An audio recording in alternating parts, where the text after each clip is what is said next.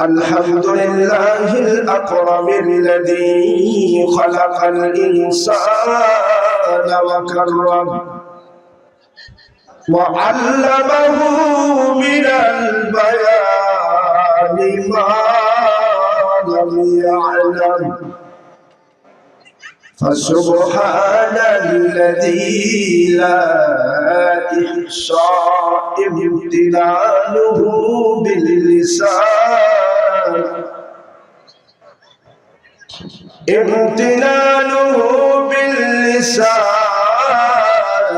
ولا بالقلم ونشهد أن لا إله إلا الله وحده لا شريك له ونشهد أن سيدنا ومولانا محمدا عبده ورسوله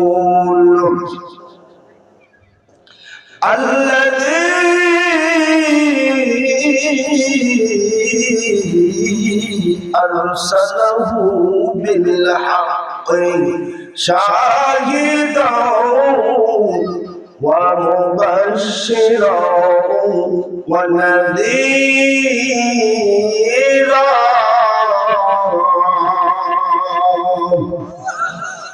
وداعيا إلى الله بإذنه وسراجا ونورا وشمسا وقمرا منيرا فقد قال الله تعالى في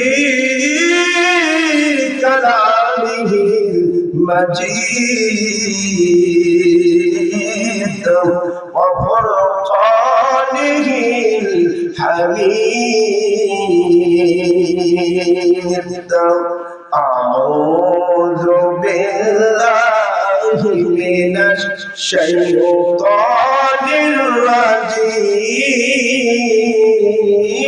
الرجيم بسم الله الرحمن الرحيم يا أيها النبي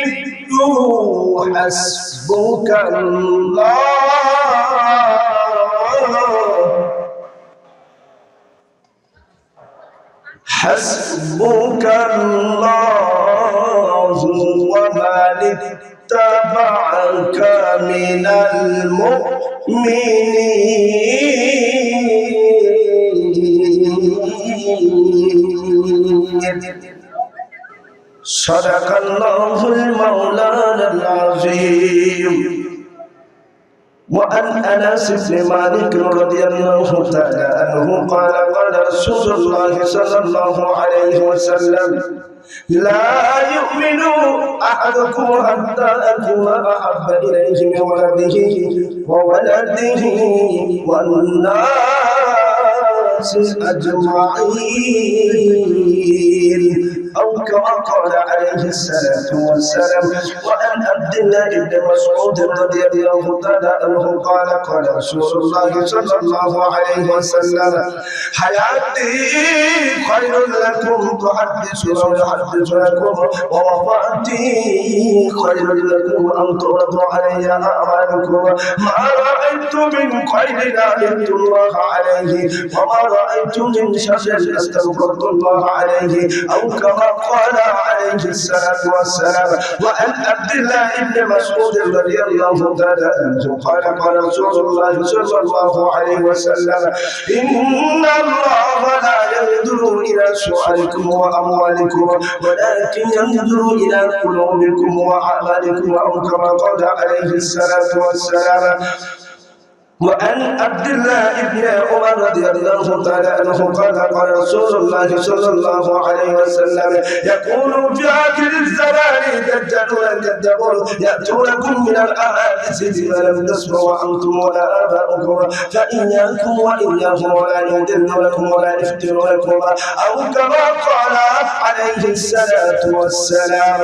وقال تعالى في شأن حبيبي آمرا ومخبرا أعوذ بالله من الشيطان الرجيم. بسم الله الرحمن الرحيم. إن الله وملائكته يصلون على النبي يا أيها الذين آمنوا صلوا عليه وسلموا تسليما.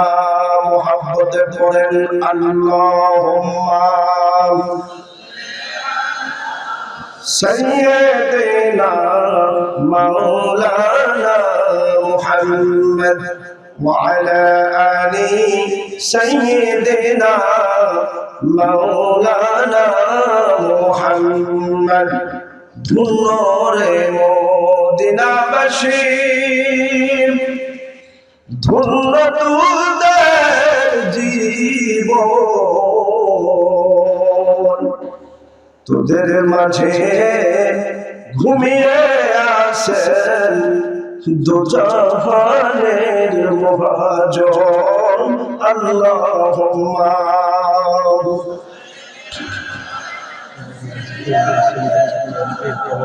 مولانا محمد وعلى آل سيدنا مولانا. হীরা থেকে আসলেন নেমে সকলের মাঝে তিনি সঙ্গে করে নিয়ে আসলেন মহাবিপ্লবের বাণী। আরব আজম উঠল কেঁপে জাগলো অযুত প্রাণ কি ছিল সেই বাণীর মাঝে জানেন আল্লাহ মহান। লা ইলাহা জোরে লা ইলাহা সবাই লা ইলাহা জোরে লা ইলাহা লা ইলাহা ইল্লাল্লাহ। জোরে বাবা, তোমার কাছে সমস্যা নেই, খোরাকি সবালেন লা ইলাহা ইল্লাল্লাহ লা ইলাহা জোরে লা ইলাহা হাসবি রব্বি জাল্লাল্লাহ মাফি কলবি গায়রুল্লাহ নূর মুহাম্মদ সাল্লাল্লাহ লা ইলাহা জোরে লা ইলাহা সবাই লা ইলাহা।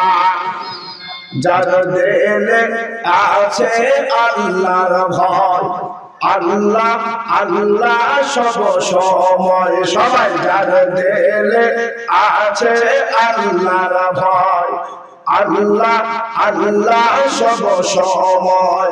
আহার নিদ্রা ভালো লাগে না দুনিয়াদারি ভালো লাগে না ভালো লাগে শুধু আল্লাহ জোরে লা ইলাহা সবাই লা ইলাহা লা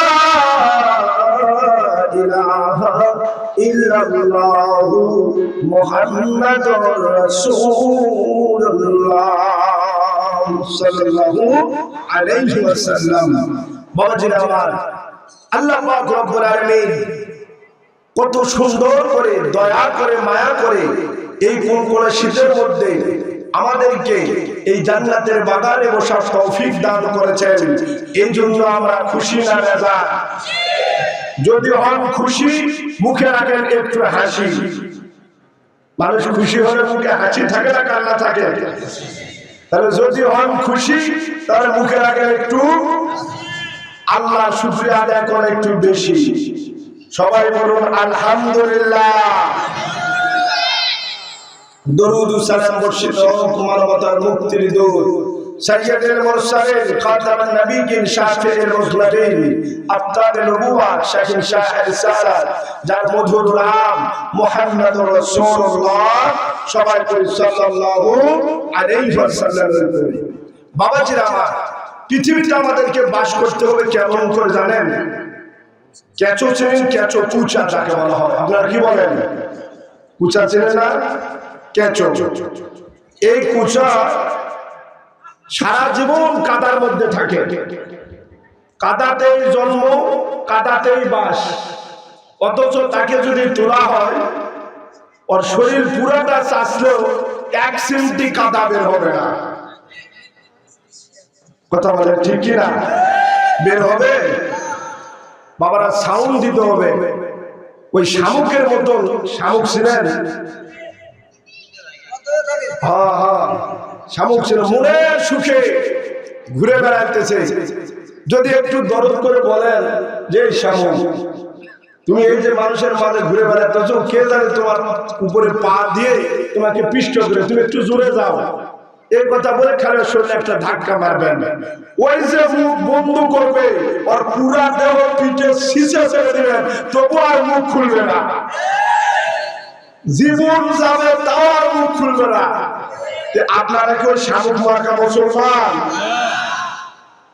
তাহলে মুখ খুলতে হবে। শামুকের মতো মুখ ডাবে থাকলে কোরআন ভিতরে ঢুকবে। বাবাজি আমার, এই কুচিয়া সারা জীবন কাদার মধ্যে থাকে, অথচ তার শরীরের মধ্যে কাদা থাকে না। আমাদেরকে দুনিয়ায় বসবাস করতে হবে ওই রকম কুচার মতো। আখির নবী রহমাতুল লিল আলামিন বলেছেন, এ জগতের মানুষ, দুনিয়াতে তোমরা কুচার মতো বসবাস করো। কুচিয়া সারা জীবন কাদার মধ্যে থাকে, কাদাতেই জন্ম, কাদাতেই বাস। অথচ কুচার শরীরে কোনো কাদা লেগে থাকে না। এই দুনিয়ায় তোমরা কুচার মতো বসবাস করো। এই দুনিয়াতে চতুর্দিকে গুনাহ গুনাহ। দুনিয়ায় শিরকের গুনাহ, নেফাকের গুনাহ, বেদাতের গুনাহ, আবার আপনার বেহায়া করার গুনাহ, নর্তকীর গুনাহ, গানের গুনাহ, টিভি টেলিভিশনের গুনাহ, চতুর্দিকে দুনিয়ায় গুনাহ গুনাহ। এই গুনার মধ্যে বসবাস করবে, গুনাহ যেন তোমার শরীরে না লাগে।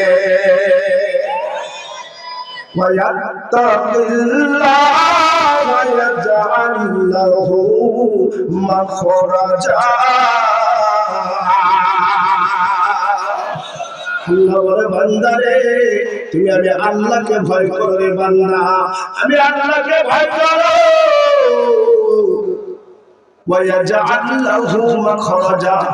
জগতের যত কল্যাণের দরজা আছে, সমস্ত কল্যাণের দরজা আমি তোমার জন্য খুলে দেব।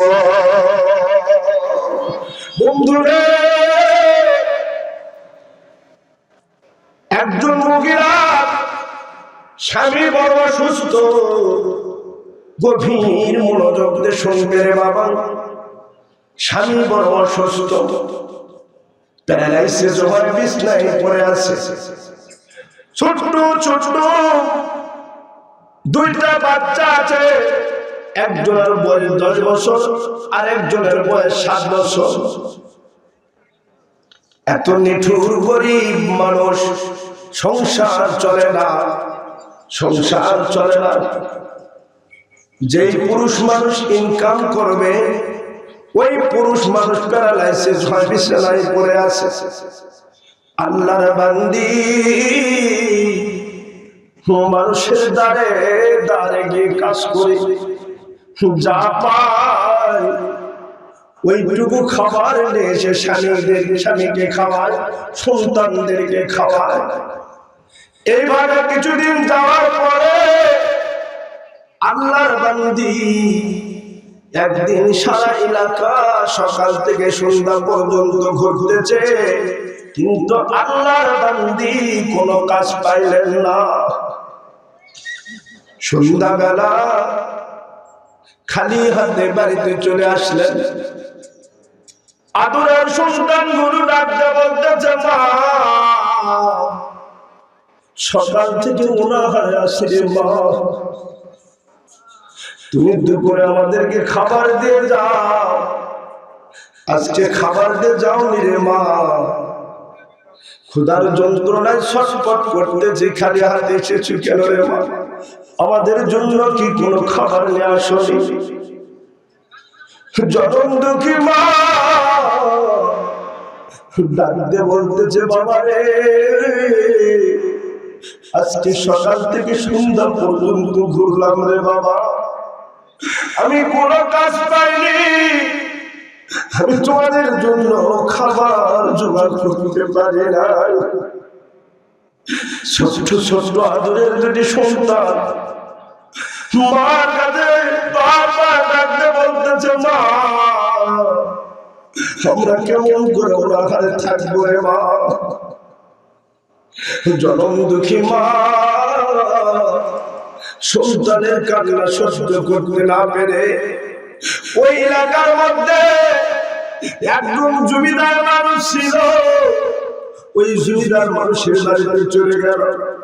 হে মুসলমান, আমরা যখন অভাবে পড়ে যাই, আমাদের যখন টাকা পয়সার দরকার পড়ে, গ্রামের মধ্যে যারা সম্পদশালী আমরা তাদের বাড়িতে যাই।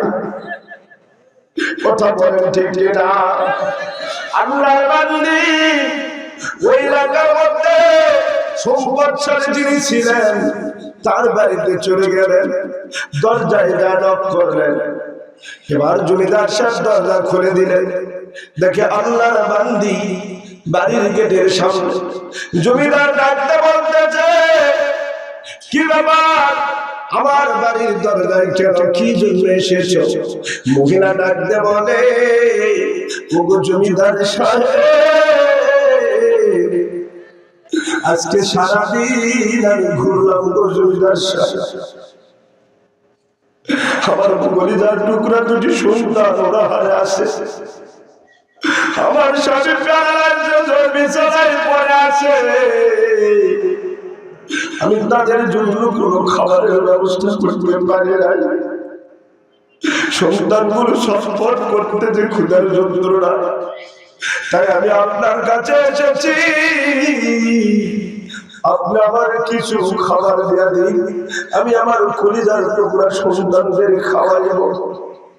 জমিদার চার নম্বর মানুষ ছিল, ওই নষ্ট চরিত্রের জমিদার বলতে যে, আল্লাহর বান্দি তোমার আমি খাবার দিব, তবে শর্ত হইল একটি রাত আমার সাথে তোমাকে থাকতে হবে। জোরে বলো নাউজুবিল্লাহ। আল্লাহর বান্দি আল্লাহর ভয় কারে বলে রে বাবা? দেখো আল্লাহর বান্দি বলতেছে, জমিদার সাহেব আমি আপনার কাছে আটা নিতে এসেছি, খাবার নিতে এসেছি, আমি আমার ইজ্জত বিক্রি করতে আসি নাই, আমি আমার ইজ্জত বিক্রি করতে আসি নাই, আটার দরকার নাই, আমি চলে গেলাম বাড়িতে। আল্লাহর বান্দি জমিদারের বাড়ি থেকে আমার বাড়িতে চলে গেলেন। বাড়ি যাওয়ার সাথে সাথে ছোট ছোট দুটা কলিজার টুকরা সন্তান মাকে দেখে দৌড়ে বলতেছে, বাবা আমরা চলতে পারতেছি, আরে মা আমাদের জন্য কি খাবার আসনি? সন্তানের কান্না দেখে মার স্ত্রী থাকতে পারলেন না। এক অবতার মুসলমান সুন্দরবন দেখা পাচ্ছে, এই চরের মুসলমান শুনে না করে বাবা, দুনিয়ায় সব মানুষ স্বার্থের জন্য ভালোবাসে, কিন্তু দুই ছেলের মানুষ স্বার্থ ছাড়া ভালোবাসে। একটা হলো মা আর একটা হলো মেয়ে। মার মেয়ে, মার কন্যা, এই দুইটা স্বার্থ ছাড়া ভালোবাসে। কত হাদিসে দেখলাম জুমা জমি সব ছেলের নামে লিখে দিয়েছে, মেয়ের নামে লিখে দেয় না। কথা বলেন ঠিক কিনা? এই দুনিয়ায় রে বাবা একমাত্র স্বার্থ ছাড়া ভালোবাসে মা আর মেয়ে। এ মুসলমান, আমার দয়ার নবী মায়ার নবী রহমতুল্লিল আলামিনের বাড়িতে 3 দিন ধরে চুলা জ্বলে না। কয়দিন রে বাবা? আমরা কয়দিন উনাহারে ছিলাম? কয়দিন? একজন বলতেছে 1 ঘন্টা নয়, কথা ঠিক। এখন বাংলাদেশের মানুষ এত মানে রিজিকের অভাব আল্লাহ বাংলাদেশে এত বাড়ায় দিয়েছে যে এখন মানুষের মুখ 1 ঘন্টাও বন্ধ থাকে না। মুখের ভিতর কিছু না কিছু ঢোকে, হয় বিড়ি না হয় পান। কি বিড়ি খান তো আপনারা? বিড়ি খান? বিড়ি খাবেন না। বিড়ি খায় আল্লাহর রহমতের ফেরেশতারা সে বান্দার কাছে আসে না। আল্লাহ পাক আপনার বডিগার্ড রাখছে 5 জন ফেরেশতা। কয়জন? ইন কুল্লু নাফসিন লাম্মা আলাইহা হাফিজ। আল্লাহু আকবার বলেন। কোরআন তেলাওয়াত শোনার পরে আল্লাহু আকবার বললে আমি বলতেছি যার সওয়াব পাচ্ছে আল্লাহু আকবার বলার সাথে সাথে আপনার আমলনামায় সওয়াব লেখা হয়ে যায়। আপনার কাছে আমার আল্লাহ 5টা বডিগার্ড রাখছে, ডানে একটা, বামে একটা, সামনে একটা, পিছনে একটা, আর মাঝখানে একটা। এই 5টা বডিগার্ড আমার আল্লাহ সর্বক্ষণ আপনার কাছে রাখছে। আর আপনি যখন বিড়ি খাবেন, কি খাবেন বাবা? বিড়ি খাই না যত সিগারেট খান। হুজুর আপনার কথা হলো না, আমরা বিড়ি খাই না হুজুর, আমরা সিগারেট খাই। হ্যাঁ, বিড়ি খাই না সিগারেট খাই। এগুলো যখন পান করবেন, ধূমপান যখন করবেন, তখন আপনার মুখ থেকে দুর্গন্ধ বের হবে, আপনার শরীর থেকে দুর্গন্ধ বের হবে। তখন ওই শরীরের মধ্যে আপনার কাছে আল্লাহর ওই রহমতের ফেরেশতা বডিগার্ড গুলো থাকবে না। তখন ওরা দূরে চলে যাবে, আর সেই সময় শয়তান আপনার বিপদ ঢেলে দিবে।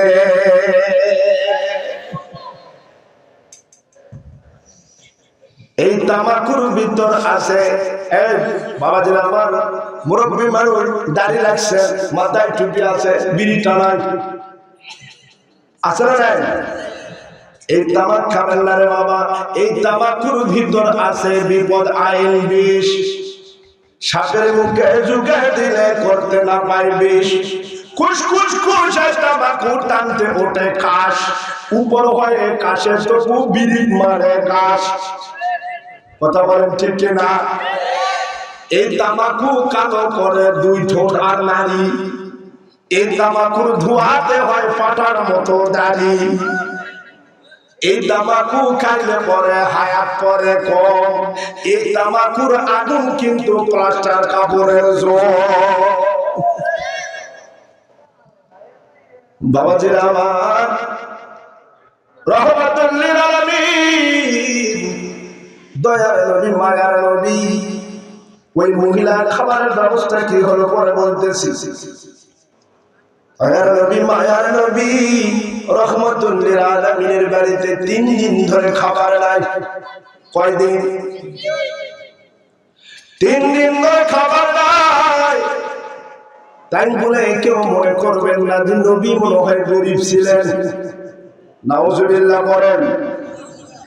আমার নবী গরিব নয় রে বাবা, নবীকে কাফের যারা তারাই গরিব কয়। আল্লাহ বলেন ওয়াকালু মা লিহাদার রাসূল ইয়াকুলু আত-তাআম ওয়া ইয়ামশি ফিল আসওয়াক লাউলা উনজিলা আলাইহি মালাকুন ফায়াকুনা মাআহু নাযীরা। কাফেররা বলতো, কে বলতো বাবা? কাফেররা বলতো, কোন মুমিন নয়, কোন মুসলমান নয়। কাফেররা বলতো এ কেমন রাসূল, এ তো আমাদের মতো হাটে বাজারে যায়, আমরা যে এরকম খাবার খাই ওই রকম খাবার খায়। এ যদি রাসূলই হতো তাহলে তার কাছে একটা ফেরেশতা সর্বক্ষণ কেন থাকতো না? সে আমাদেরকে সতর্ক করে দিত। আও ইলকা ইলাইহি কাবজুন আও তাকুনা লাহু মালাকুন আও তাকুনা লাহু জান্নাতুন, তোমার তার একটা জান্নাতুন ইয়াকুলু মিনহা। ওই কাফেররা বলতো তার ধন ভান্ডার থাকতো না কেন? দেখছেন, কাফেররা বলতো তার ধন ভান্ডার থাকতো না কেন? অথবা তার একটা বাগান থাকতো, সেই বাগান থেকে নবীজি আহার করত।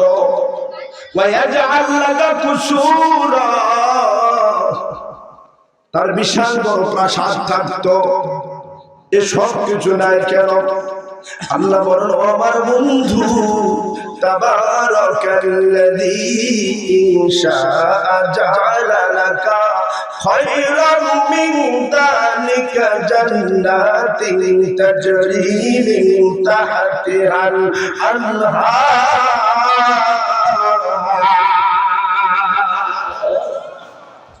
আমার বন্ধু ওরা যে দাবি করতেছে আমার নবীজি আমি রহমান দয়াবান, ওদের দাবি চাইতে আমি আল্লাহ উত্তম জিনিস জান্নাত আপনাকে দান করে দিয়েছি। আমার নবী গরিব নয় রে বাবা। আজকে বাংলার জমিনে কিছু হুজুরেরা আছে, আরে ওলামারা আছে, যারা বলে নবী নাকি গরিব মানুষ। নাউজুবিল্লাহ দিয়ে বলেন। এক ফকির আছে, দেখেন বুখারীতে এসেছে, নবীর দরবারে একজন ফকির আছে, আসে বলতেছে ও আল্লাহর বন্ধু রহমাতুল লিল আলামিন, আমি বড় দরিদ্র মানুষ, ঋণগ্রস্ত হয়ে গেছি, আমি আপনার দ্বারস্থ হয়েছে, আমাকে কিছু দান করুন। আল্লাহর হাবিব বললেন ও আমার পালিত পুত্র, যাও যাও এই বান্দাকে 100টা বকরি দান করে দাও। তাহলে 100 বকরি যিনি দান করেন উনি গরিব মানুষ। সেই রহমাতুল লিল আলামিনের বাড়িতে 3 দিন ধরে খাবার নাই, কোন স্ত্রীর চুলা জ্বলে না। 3 দিন পর রহমাতুল লিল আলামিন দয়ার নবী মায়ার নবী একবার দুবার করিয়া মা ফাতেমার বাড়িতে যাচ্ছে। হে মুসলমান, মানুষ যখন কোন টেনশনের মধ্যে পড়ে যায়, যখন ভালো লাগে না বাড়িতে, তখন মানুষ মেয়ের বাড়িতে বেড়াইতে যায়। কথা বলেন ঠিক কিনা? দয়ার নবী মায়ার নবী রহমাতুল লিল আলামিন ওরা বাড়িতে 3 দিন ধরে চিন্তা করেন, দেখি আমার মা বাড়িতে যায়। দয়ার নবী মা ফাতেমার বাড়িতে চলে গেলেন, দরজায় নক করলেন, মা ফাতেমা দরজা খুলে দিলেন, দেখে আব্বা জান। বলতেছে আব্বা জান আমার বাড়িতে আপনি এসেছেন, আব্বা জান আসেন, ভিতরে আসেন, বসে। নবীজি বলতেছে মা আজ 3 দিন হয়ে গেল রে মা, তোমার কোন আম্মাদের বাড়িতে আহার চুলা জ্বলে নাই। 3 দিন হয়ে গেল আমাদের বাড়িতে চুলা জ্বলে নাই। সেই মনে বড় আশা নিয়ে তোমার বাড়িতে এসেছি। মা ফাতেমা চোখের বাড়ি ছেড়ে কান্না করার বলে আব্বা জান আপনার বাড়িতে 3 দিন ধরে চুলা জ্বলে না, আর আজ 5 দিন হয়ে গেল আমার বাড়িতে চুলা জ্বলে না। আমার হাসান হুসাইন উনারে আছে, যে কোনো সময় আছে খাবার চায়, আমি খাবার দিতে পারি না। আবার কখন জানি হাসান হুসাইন এসে খাবার চাই। রহমতুল লিল আলামিন মা ফাতেমার বাড়ি থেকে বের হইয়া কাজের সন্ধানে বেরিয়ে পড়লেন, দেখি কোথায় কাজ পাওয়া যায়। যাইতে যাইতে দেখে এক ইহুদি খেজুর বাগানের কূপ থেকে পানি তুলে তুলে গাছে পানি দিচ্ছে। আল্লাহর হাবিব রহমতুল লিল আলামিন ওই ইহুদিকে ডাকতে বলে, ও আল্লাহর বান্দা, আমি আপনার বাগানে কাজ করতে চাই, আপনার বাগানে কি কাজ করা যাবে? ওই ইহুদি ডাকতে বলে, ও বাগান তো আমি তো আপনাদের চিনি না, তবে আমি যে কাজটি করতেছি কূপ থেকে পানি তুলে আমি গাছে দিতেছি, আপনি যদি এই কাজটি করে দেন আমি একটা বালতির বিনিময়ে আপনার 3টা করে খেজুর দিয়া দেব। আল্লাহর হাবিব রহমতুল লিল আলামিন এ মুসলমান, যেই নবীর জন্য আল্লাহ জগৎ সৃষ্টি করলেন, ওই নবীজি ইহুদি কূপ থেকে পানি তুলতেছে, এক বালতি করে পানি তুলে বাগানে দিয়ে দেয়, আর ইহুদি 3টা করে খেজুর দেয়। এইভাবে করে 1 বালতি 2 বালতি 3 বালতি করতে করতে 5টা বালতি পানি তুললে, 5 বালতি পানি তুলে 5 বার 15টা খেজুর পাইলেন। 6ষ্ঠ নম্বর বালতিটা যখন কূপের মধ্যে দিবে, অমনি বালতির রশি ছিঁড়ে বালতিটি কূপের মধ্যে পড়ে গেল। যে কূপের মধ্যে পড়ে গেল ওই ইসলামের দুশমন ইহুদি,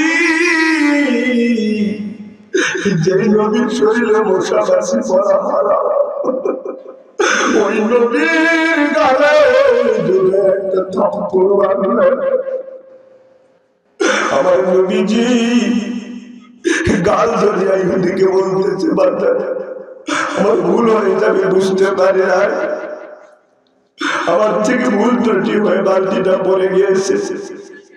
ইহুদি ইসলামের চরম শত্রু, ইহুদিরা বান্দা মনে রাখবে, ইউসুফ আলাইহিস সালামকে কূপে ফেলা দিয়েছে ইয়াহুদার পরামর্শ দিয়া। এই ইয়াহুদার বংশধর যারা, তারা হলো এই পৃথিবীতে ইহুদি, আর এই ইহুদিরা সেই ইউসুফ আলাইহিস সালামের পর থেকে এখন পর্যন্ত তারা আমাদের সাথে শত্রুতা করতেছে। যার বাস্তব প্রমাণ, তারা জেরুজালেমের বাইতুল মুকাদ্দাসকে ধ্বংস করতে চাচ্ছে। কথা বলেন ঠিক কিনা? ওই ইহুদি আমার নবীজির গালে থাপ্পড় মারল, রাগ করে বলতেছে, রাগান্ত আমার বালতিতে কূপের মধ্যে ফেলা দিয়েছ, আমার বালতি কূপ থেকে উঠাইয়া দাও, নাহলে তোমার যে একটা থাপ্পড় মারছে আর থাপ্পড় মারবো। আল্লাহর হাবিব রহমতুল লিল আলামিন কূপ থেকে কেমন করে বালতি তুলবে, কূপের দিকে 1 পা 2 পা করে যাচ্ছে। আমার আল্লাহ ডাকতে বলে, জিবরাইল যাও যাও, কূপের কাছে চলে যাও, কূপের পানি উতলাইয়া দাও, ওই বালতি কূপের মুখে আনিয়ে দাও। জিবরাইল আলাইহিস সালাম কূপের তলায় হাত দেয়, কূপের পানি উতলাইয়া দিলেন। আল্লাহর হাবিব আস্তে করে কূপের কাছে গেলেন, বালতিটা নিয়া ওই ইহুদির কাছে দিয়া দিলেন। এবার ওখান থেকে সোজা চলে আসলেন মা ফাতেমার বাড়িতে। এসে বলতেছে, মা, ও মা ফাতেমা, যাও যাও আমার হাসান হুসাইনকে ডাকে নিয়ে আসো। আমি 15টা খেজুর নিয়ে এসেছি, আমার হাসান হুসাইনকে ডেকে নিয়ে আসো। মা ফাতেমা হাসান হুসাইনকে ডাক দিলেন। হাসান হুসাইন আসলেন, হযরত আলী রাদিয়াল্লাহু তাআলা আসলেন। মা ফাতেমা হযরত আলী রাদিয়াল্লাহু তাআলা আর হাসান হুসাইনের নবীজি মানুষ কয়টা হলো বাবা? মানুষ হলো কয়টা? গভীর মনে শোনেন, হাসান হুসাইন, আলী আর মা ফাতেমার নবীজি কয়টা হলো রে বাবা? কয়টা হলো? কয়টা হয়েছে? 5 জন হলো। এ মুসলমান, এই 5টাই হলো পাক পাঞ্জাত। আজকে পাক পাঞ্জাত শোনেন না, এই 5 জন হলো পাক পাঞ্জাত। নবীর উম্মতের দল। এবার 5 জন এক জায়গায় বসে 3টা করে খেজুর খাইলেন। খেজুর খাওয়ার পরে আমার দয়ার নবী, মায়ার নবী রহমতুল লিল আলামিন বাড়িতে চলে গেলেন। রাত্রি হয়ে গেল। ইহুদির হাতে হাতে থাপ্পড় মেরেছিল, ওই হাতে পশম ধরে গেল। আমার আল্লাহ বলেন, ইন্নাল্লাযীনা ইউযুনাল্লাহা ওয়া রাসূলাহু লা'আনাহুমুল্লাহু ফিদ দুনিয়া ওয়াল আখিরাতি ওয়া আ'তাদনা লাহুম আযাবাম মুহীন। আমার আল্লাহ রব্বুল আলামিন সূরাতুল আহজাবের 57 নম্বর আয়াত শরীফের মধ্যে বলেন, যারা আল্লাহকে এবং নবীকে কষ্ট দেয়, দুনিয়াতে এদের প্রতি আল্লাহ পাকের লানত, আর আখিরাতে এদের জন্য রয়েছে যন্ত্রণাদায়ক শাস্তি। ইহুদি আমার নবীজি যারা থাপ্পড় মারলেন, হাতে পশম ধরে গেল। ইহুদির হাতে যন্ত্রণা শুরু হয়ে গেল। ইহুদি এখন ভাবতেছে, হায় রে, আমি কি করলাম? আমার হাতে এমন কেন হয়ে গেল? আমি কি এমন অপরাধ করলাম? আমি কি কাজ করলাম? সারা রাত্রি ভাবতেছে, এদিকে হাতের যন্ত্রণা এত আরো বাড়তেছে, পুরা হাত পছন্দ ধরে গেল। চিন্তা করতে কি জন্য আমার এমনটা হইল। সকালবেলা তার মনে পড়ে গেল, হায় রে, কালকে একটা লোক আমার বাগানে কাজ করতে এসেছিল, এই লোকটার কারো থাপ্পড় মেরেছিলাম, সেই থেকে আমার হাতে এমন যন্ত্রণা শুরু হয়ে গেল। আবার আশ্চর্য হয়ে গেলাম, এই লোকটি কে হতে পারে?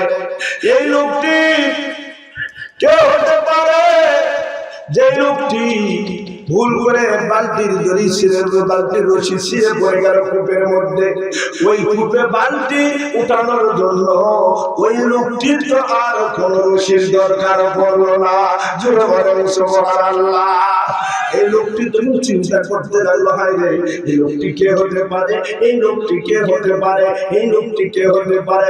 এমন সময় তার স্মরণ হয়ে গেল, হায় রে, সেই লোকটি আর কেউ নয় রে, এই লোকটি হলো আখিরি জামানার পয়গম্বর। মনে পড়ে গেল, আমি তাওরাত কিতাবের মধ্যে পড়েছি, শেষ জামানার আখিরি নবী যিনি হবে, তার মাথার উপরে সর্বক্ষণ এক খণ্ড মেঘ ছায়া দান করবে। আমি কালকে তো দেখলাম এই লোকটা আমার বাগানে কাজ করতেছে, আর এখন তার মাথার উপরে ছায়া দান করতেছে। এই লোকটি নিশ্চয় আখেরি নবী হবে। তিনি আর কোনো কথা ভাবলেন না, খুঁজতে শুরু করলেন, কোথায় পাওয়া যায়, কোথায় পাওয়া যায়, এমন লোকটাকে কোথায় পাওয়া যায়। খুঁজতে খুঁজতে খুঁজতে খুঁজতে আমার নবীজি সন্ধান পেয়ে গেল। বাড়িতে চলে আসলেন, আল্লাহর হাবিবের দরজায় নক করলেন। নবীজি আবার দরজা খুলে দিয়ে দেখে ওই বাগানের মালিক ইহুদি দরজায় দাঁড়িয়ে আছে। ও মুসলমান, রহমাতুল লিল আলামিন কারে বলে দেখা। আমার নবী কেমন রহমাতুল লিল আলামিন। একজন ইহুদি অন্যায় ভাবে নবীজির গায়ে থাপ্পড় মারছে। নবীজির তো কোনো দোষ ছিল না, বালতির রশি যদি মোটা লাগাইতো তাহলে তো আর ছিঁড়ত না। কথা বলেন ঠিক কিনা? বালতির দড়ি তো দুর্বল লাগাইছে ওই লোকটি, তাহলে দোষ তো তারই। নবীজির তো কোনো দোষ ছিল না, তারপর আমার রহমাতুল লিল আলামিন কেমন দয়ার সাগর নবীর বাবা। হে মুসলমান, ইসলাম লাঠির জোর আসে না রে। মনে কর না ইসলাম মোবাইল মারামারি পিটাপিটি দাঙ্গা মাঙ্গা হাঙ্গামা এগুলো করে বাংলার জন্য ইসলাম কায়েম হচ্ছে, এগুলো করে মোবাইল পৃথিবীর জন্য ইসলাম কায়েম হচ্ছে। না না না, ইসলাম কায়েম হচ্ছে মহব্বত ভালোবাসা দিয়ে, আর শাসন চালু হয়েছে দাঙ্গা হাঙ্গামা দিয়ে। কি বলেন রে বাবা? শাসন চালু হয়েছে, শাসন ইসলামের শাসন হয়েছে দাঙ্গা দিয়ে। যে ইসলামের শাসন মানে নাই তাকে হত্যা করা হয়েছে, যে ইসলামের আইন মানে নাই তাকে শাস্তি দেওয়া হয়েছে। কিন্তু আল্লাহ বলেন লা ইকরাহা ফিদ্দীন ক্বাদ তাবায়্যানা রুশদু মিনাল গায়্য। ইসলামের মধ্যে কোনো জোর জবরদস্তি নাই, ইসলামের কোনো বাধা নাই। আল্লাহ বলেন ইউরিদুল্লাহু আইয়ুখাফিফা আনকুম ওয়া খুলিকাল ইনসানু দাঈফা। আল্লাহ পাক রব্বুল আলামিন বলেন আমি তোমাদের জন্য সেটাই চাই যেটা তোমাদের জন্য সহজ। যা সহজ আল্লাহ সেটাই আমাদের জন্য বিধান করে দিয়েছেন। ওয়ালা ইউরিদু বিকুম রাসূলা, যেটা কঠিন ওটা আল্লাহ চায় না রে বাবা। আমার রহমাতুল লিল আলামিন দয়ার নবী মায়ার নবী ইহুদিকে দেখে বলতেছে আল্লাহর বান্দা কালকে আমাকে থাপ্পড় মারছিলেন, এই জন্য আপনার হাতে আঘাত লাগছে, তাই আমার কাছে আবার বলেন বলেন আমি কি যে আপনার পরিশোধ করব। ওই ইহুদি থাপ্পড়ের মতো নবীজির কবরে পড়ে গিয়ে বলতেছে রহমাতুল লিল আলামিন আমি জানি গো নবীজি আপনি কোন সাধারণ মানুষ নয়, সাধারণ মানুষ নয়, আপনিই হলেন আখিরি জামানার পয়গম্বর। আপনাকে থাপ্পড় মারার পরে আমার হাতটা পছন্দ ধরে গেছে। নবীজি আমি এসেছি আপনার কাছে আমার হাতটা ভালো করার জন্য। আল্লাহর হাবিব রহমাতুল লিল আলামিন ওই ইহুদির হাতটা একটু বুলাইয়া দিলেন, যে হাতে হাত বুলাইয়া দিলেন মুহূর্তের মধ্যে ইহুদির হাত ভালো হইয়া পূর্বের চাইতে বেশি শক্তিশালী হয়ে গেল। ইহুদি বলতে যাবো আল্লাহর বন্ধু আপনি আমাকে এই মুহূর্তে দেরি না করে কালেমা পড়ে মুসলমান বানায়া দিন। হে মুসলমান, হে নবীর উম্মত, সারা জীবন তাহাজ্জুদের নামাজ পড়েছো, 5 ওয়াক্ত নামাজ করতে করতে কবরে ঢিপ বানাইছো, আমল দিয়ে আল্লাহর জান্নাতে যেতে পারবে না রে। দাইলামি শরীফের মধ্যে এসেছে আল্লাহর হাবিব বলে যতক্ষণ পর্যন্ত আমি নবীজি সুপারিশ না করব ততক্ষণ পর্যন্ত কোন মানুষ আল্লাহর জান্নাতে যেতে পারবে না। হে মুসলমান, হাসরের ময়দান যখন কায়েম হয়ে যাবে, জাহান্নাম গর্ত থেকে জাহান্নাম তখন তার গর্ত থেকে বের হয়ে চলে আসবে বিশাল বড় আগুনের ডুম হয়ে হাসরের ময়দানে বের হয়ে আসবে। জাহান্নামের 19 জন প্রহরী ফেরেশতা আছে, এত বিশাল বিশাল ফেরেশতা। আল্লাহর হাবিব আখির নবী তাকাতুল হাকায়েক কিতাবের মধ্যে ইমাম ফখরুদ্দিন রাজি রাহমাতুল্লাহ আলাইহি বলে জাহান্নামের এক একটা ফেরেশতা এত বিশাল আকারের হবে, একটা ফেরেশতা এই দিকে 70,000 হাত। কয়টা হাত রে বাবা? 70,000 হাত, এক একটা হাতের মধ্যে 70,000 টান থাকবে, এক একটা টানের মধ্যে 70,000 আঙ্গুল থাকবে, ওই এক একটা আঙ্গুলের মধ্যে 70,000 মাথা থাকবে, ওই এক একটা মাথা থেকে আবার 70,000টা সাপ বের হবে। এত বিশাল ফেরেশতা, এই 19 জন ফেরেশতা ওই জাহান্নামের আগুনকে টানে ধরবে যেন হাসরের ময়দানে যেতে না পারে। 19 জন ফেরেশতা আটকাতে পারবে না। আগুন শুধু হাসরের ময়দানে দৌড় মারবে জাহান্নাম থেকে বের হয়ে। মানুষগুলো আগুন দেখে ভয়ে চিৎকার দিলে বাঁচাও বাঁচাও বলে হাত ছাড়বে। সব মানুষ খালি পালাও পালাও বলে ডাক মারবে। জাহান্নামের 19 জন পরোয়ারি ফেরেশতা ওই জাহান্নামের আগুনকে টেনে ধরবে, কিন্তু তারা আটকাতে পারবে না। সমস্ত মানুষগুলো তখন বাঁচাও বাঁচাও করবে। আমার রহমতুল লিল আলামিন দয়ার নবী মায়ার নবী সিজদায় পড়ে যাবে। আমার নবী কেমন মহব্বত করে আমাদের মুসলমান, সিজদায় পড়ে যাবে, সিজদায় পড়ে ডাকবে ও মালিক। এই হাসরের ময়দানে মানুষগুলো জাহান্নামের আগুনের ভয়ে ছুটি করতেছে, আপনি রক্ষা করুন গো মালিক, আপনি রক্ষা করুন। আমার আল্লাহ জিবরাইলকে ডাকতে বলে, জিবরাইল যাও যাও, ওই যে পেয়ালা নিয়ে চলে যাও, আমার হাবিবকে পেয়ালাটা দিয়ে দাও। আর ওই পেয়ালা যে পানি আছে ওই পানি জাহান্নামের ওই আগুনের দিকে ছুঁড়ে মারতে বলো। জিবরাইল আলাইহিস সালাম এই যে পেয়ালা নিয়ে আল্লাহর হাবিবের কাছে চলে আসবে, এসে বলবো গো আল্লাহর বন্ধু, এই পেয়ালাটা দেখতেছে, এই পেয়ালা থেকে আপনি পানি নেন, পানি নিয়ে জাহান্নামের দিকে ছুটে দেন। আল্লাহর হাবিব ওই পেয়ালাতে নিয়ে পানি নিয়ে জাহান্নামের আগুনের দিকে ছুঁড়ে মারবে। জাহান্নামের আগুন তখন দৌড় মারবে গর্তের দিকে, ও গর্তে চলে যাবে। আল্লাহর হাবিব ডাকতে বলবে, ওগো আল্লাহ, ও মালিক, ও দয়াময়, আপনি কি এমন পানি দিলেন গো মালিক, যে আগুনকে 19 জন পরোয়ারি ফেরেশতা থামাইতে পারলো না, যে আগুনকে 19 জন ফেরেশতা পরোয়ারিরা থামাইতে পারলো না, সেই আগুনকে জানাতে আপনি পেয়ালা পানি দিলেন। এই পেয়ালার পানি দেওয়ার সাথে সাথে ওই আগুনটা গর্তে চলে গেল। কিসের পানি?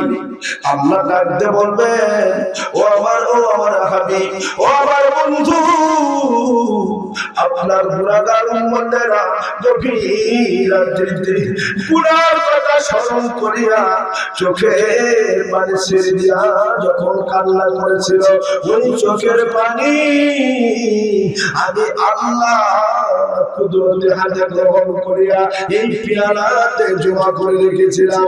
আজকে সেই পানি আপনাদের দেয়া দিলাম।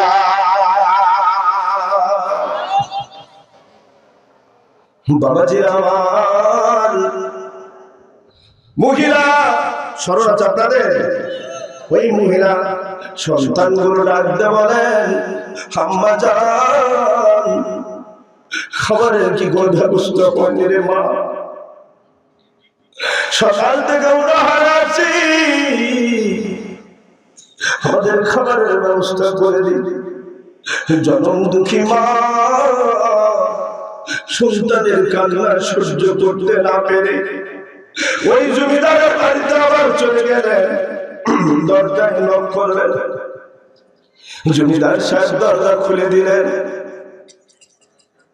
এবার বলতে যে, ও জমিদার সাহেব, আমি আবার আপনার দ্বারে আসলাম, আমি আপনার প্রস্তাবে রাজি, আমি আপনার সাথে রাত্রি যাপন করব। তবে শর্ত হইল আমাকে আগে আপনার আটা দেয়, আমি আটা নিয়ে বাড়িতে চলে যাব, বাড়িতে যাই আমি রুটি তৈরি করব, ওই রুটি আমার সন্তানদেরকে খাওয়াইব, আমার অসুস্থ স্বামীকে খাওয়াইব। তারা যখন ঘুমিয়ে পড়বে তখন আমি আপনার কাছে চলে আসবো, আপনার সাথে রাত্রি যাপন করবো। জমিদার সাহেব ডাকতে বলতে চান তোমার প্রস্তাবে রাজি, আমি আসতেছি, আটা নিয়ে আসতেছি। জমিদার সাহেব বাড়িতে গেলে একটু আটা নিয়ে আসে, আল্লাহর বান্দির হাতে তুলে দিলেন। আল্লাহর বান্দি আটা নিয়ে বাড়িতে চলে গেলেন, রুটি করলেন, ওই রুটি বিবি সন্তানদের খাওয়াইলেন, স্বামীকে খাওয়াইলেন, সবাইকে ঘুমিয়ে দিলেন।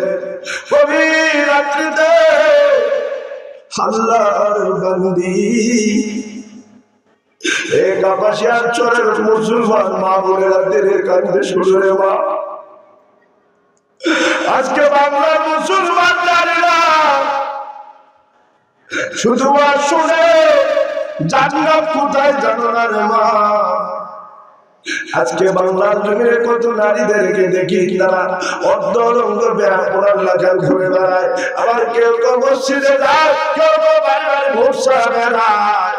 হে মুসলমান মা বোনেরা, তোমাকে যেই দলের লোকেরা ভোরসার জন্য বাড়ি বাড়ি নিয়ে যাচ্ছে, আসলে এরা তোমাকে আল্লাহর পথে নিয়ে যাচ্ছে না, এরা তোমাকে শয়তানের দলে নিয়ে যাচ্ছে। কথা বলেন ঠিক কিনা?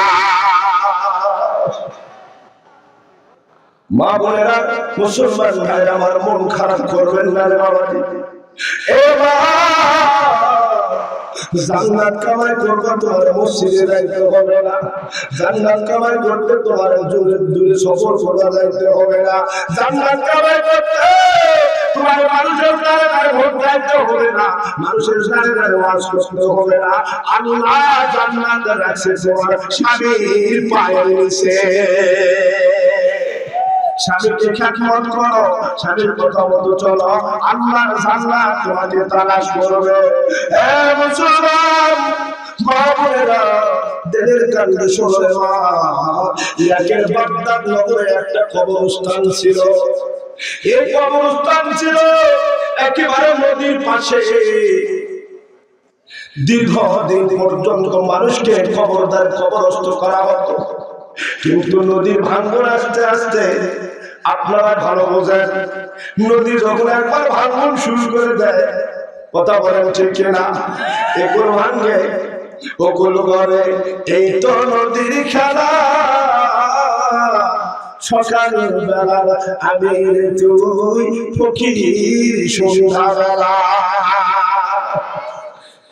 কবরস্থানটা ভাঙতেছে, মানুষজন সিদ্ধান্ত নিয়ে নিল যে এই কবরে আর মানুষকে কবরস্থ করা যাবে না।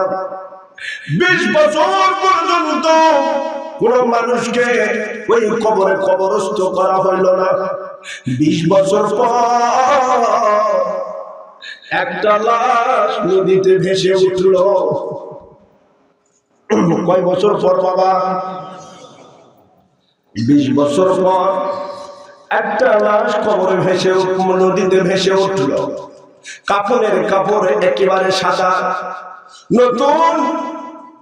মানুষজন দেখে চিন্তা করলেন কি ব্যাপার, 20 বছর যে এখানে কোন লাশকে দাফন করা হয় নাই, তাহলে এই নদীতে লাশ ভেসে উঠলো কার? ওই লাশটাকে উঠায় নিলেন। লাশটাকে উঠায় নেওয়ার পরে মুখের কাপড়টা একটু সরায় দিয়ে দেখতেছে, দেখি কার লাশ। যেই মুখের কাপড় সরায় দিলেন, অমনি দেখা গেল এটা কোন পুরুষ মানুষের লাশ নয়, এটা একটা মহিলা মানুষের লাশ।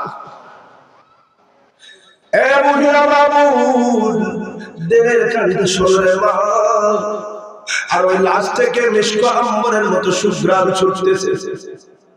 পুরা এলাকা হাহাকার পড়ে গেল যে ওই লাশ, একটা লাশ বের হয়েছে, যে লাশ থেকে কত সুন্দর সুঘ্রাণ বের হচ্ছে। কার লাশ? কেউ যদি চিনে থাকেন তাহলে আসুন আসুন দেখে যান, দেখে যান কার লাশ হতে পারে।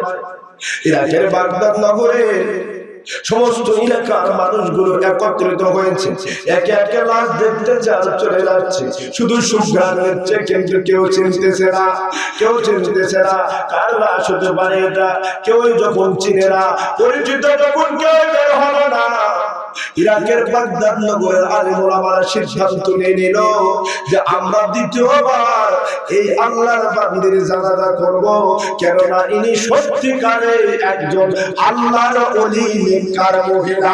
জোরে বলেন সুবহানাল্লাহ। নেককার মহিলা না হইলে তো শরীর থেকে সুঘ্রাণ বের হয় না।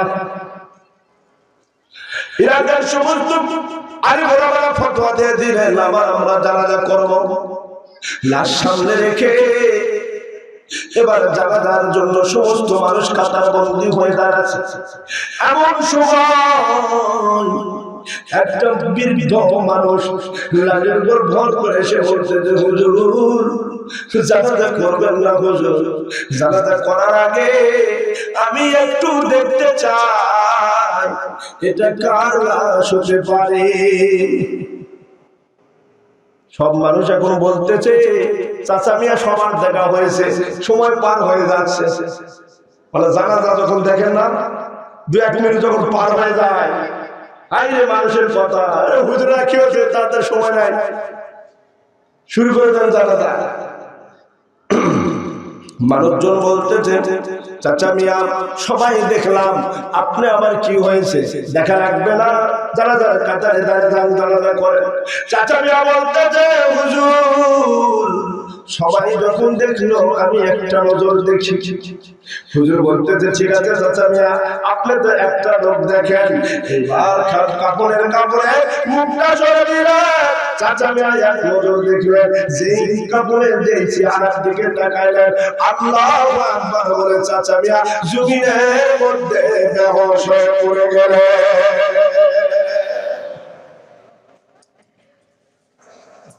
হে আল্লাহর বান্দা, চাচা মিয়া জমিনের মধ্যে বেহুশ হয়ে গেলেন। দেখি চাচা মিয়া হুশ কখন ফিরে, কি শুনবেন তো আপনারা? কেন চাচা মিয়া বেহুশ হয়ে গেল?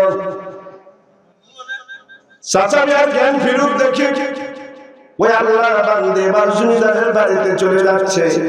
মনে আছে আপনাদের নূহ আলাইহিস সালামের কিস্তির দাঁড়িয়ে কটা নৌকা, কটা তক্তা ছিল? শুনবেন না চলে যাবেন? চলবে না শেষ করে দিব? এই ইতিহাস না জানলে চলে আর নৌকা চড়া আপনার জন্য অনুমোদন আছে? এই দেখ চাচা মিয়া বলেছে তক্তা কয়টা, মিস্ত্রি কে আছে, ইঞ্জিনিয়ার কে আছে, কর্মচারী কে ছিল। একটা নৌকা বানাতে ধরে একজন লাগে না, একটা ইঞ্জিনিয়ার লাগে, তার মানে হেড মিস্ত্রি লাগে, আর একটা মিস্ত্রি লাগে, একটা কর্মচারী লাগে, লাগে না? লাগে না? এখন কে হইল পৃথিবীর সর্বপ্রথম নৌকা তৈরি করতে? কে ইঞ্জিনিয়ার, কে মিস্ত্রি, আর কে লিভার হইল? বাবাজিরা আমার, আসুন চাচা মিয়া বেহুশ হয়ে পড়ে গেল। হুশ ফিরুন আল্লাহর বান্দি। এবার জমিদারের বাড়িতে চলে গেলেন, দরজায় নক করলেন। জমিদার বলতেছে ও আল্লাহর বান্দি তুমি এসেছো, আমি বড় খুশি হয়ে গেছি, চলো চলো আজকে রাত্রি তোমাকে নিয়ে আমি মনোরঞ্জন করব, তোমার সাথে আমি আমোদ ফুর্তি করব। এই কথা বলিয়া ওই আল্লাহর বান্দিকে নিয়া জমিদার সাহেব তার 2 তলার উপরে চলে গেলেন, দরজা বন্ধ করে দিলেন। আল্লাহর বান্দি খাটের উপর বসে আছে, জমিদার সাহেব তাকে ধরতে চাইবে। এমন সময় আল্লাহর বান্দির শরীরটা থরথর করে কাঁপতেছে। এ মহিলা মাবুল, খবরদার রে মা, নিজের চরিত্রটাকে হেফাজত করে রে মা, পর্দার সাথে থাকবে রে মা। আল্লাহর হাবিব বলেছে যে মহিলা নিজের চরিত্র হেফাজত করবে, স্বামীর কথা মতো চলবে, 5 ওয়াক্ত নামাজ আদায় করবে, রমজান মাসে রোজা রাখবে, জান্নাতের 8টি দরজা সেই মহিলার জন্য চাতক পাখির মতো চেয়ে থাকবে। ওগো মহিলা মা বোন, মহিলা মা বোন, মহিলা মা বোন, দেবের কান্দে শোনে মা, আল্লাহর বান্দি শরীর থরথর করে কাঁপতেছে। জমিদার সাহেব ডাকতে বলো, আল্লাহর বান্দি কি ব্যাপার, তোমার শরীর কেন থরথর করে কাঁপতেছে? আল্লাহর বান্দি চোখে পানি ছেড়ে দিয়া কান্দে আর বলে, জমিদার সাহেব ভয়ে আমার শরীর কাঁপতেছে। জমিদার ডাকতে বলে, এখানে ভয় কিসের আছে? আমার বাড়িতে আমি একা থাকি, দরজা সব বন্ধ, জানালা সব বন্ধ, মেন দরজা সব বন্ধ, আর এই এলাকার কোন প্রহরীর সাহস নাই আমার বাড়িতে ঢুকবে।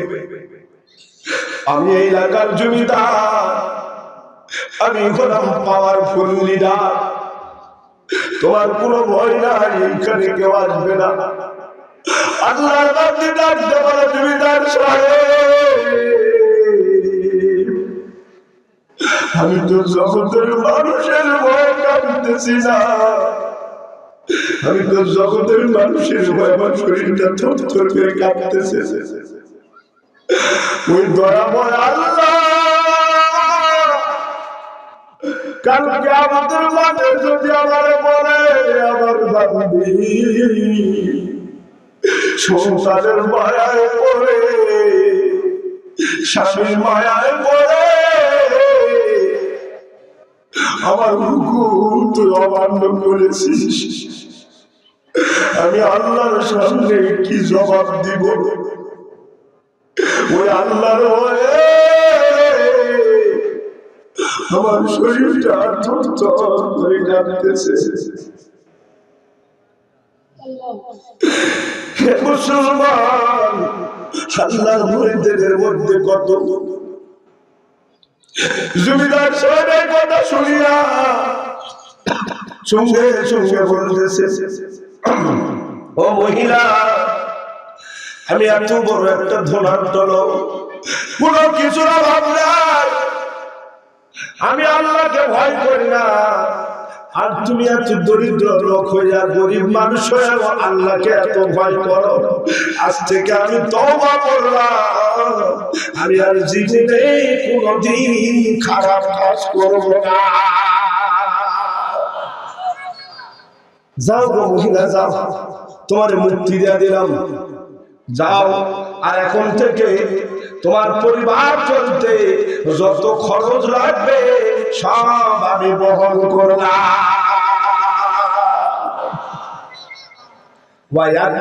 ওয়ায়াত্তাকিল্লাহা ইয়াজআল লাহু মাখরাজা ওয়ায়ারযুকুহু মিন হাইসু লাম ইয়াহতাসিব। আল্লাহ বলেন, যারা আল্লাহকে ভয় করে জগতের সমস্ত কল্যাণের দরজা আল্লাহ তাদের জন্য খুলে দেয়, এবং তাদেরকে এমন সব জায়গা থেকে রিজিক দেয়া দেয় যেই জায়গা থেকে রিজিক পাওয়ার আশা কল্পনা বসে কোনোদিন করে না।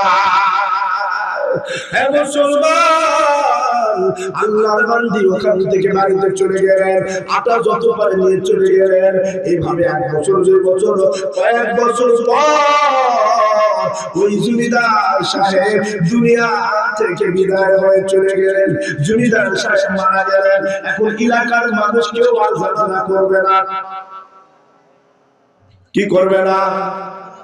কারণ সবাই জানে এই জমিদার একটা খারাপ, মদ পান করে, তারপরে মহিলাদের সাথে বাহাপনাগিরি করে, আড্ডাখানায় যায়।